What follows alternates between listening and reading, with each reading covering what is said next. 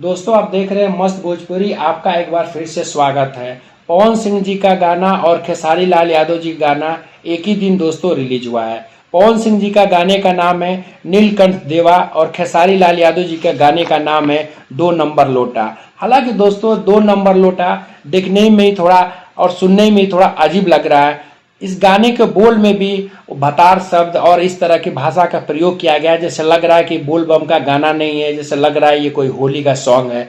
तो इस तरह के जो गाने हैं, इस तरह के जो बोल है, आने वाले समय में खेसारी लाल यादव जी को जरूर ध्यान देना चाहिए, क्योंकि इस तरह का बोल कोई भक्ति गाने पर अच्छा नहीं लगता है। लेकिन बात करें दोस्तों पवन सिंह जी का, उनका जो नीलकंठ देवा जो गाना रिलीज हुआ है बहुत ही जबरदस्त है। सही मायने में एक सुर सम्राट उनको अगर कहा जाता है तो इसीलिए कहा जाता है, जिस तरह से उनका एक गाना सुपर डुपर हिट हो रहा है और हर जगह से वर्डिक्ट बहुत अच्छा लग रहा है दोस्तों।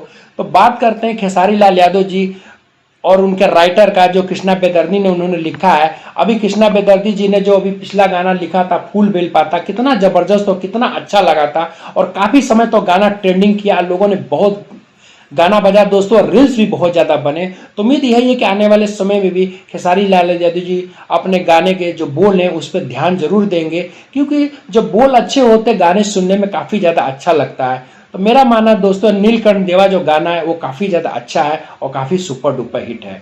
वीडियो को प्यार और दुलार बनाए रखिएगा और सब्सक्राइब करते रहिएगा। धन्यवाद।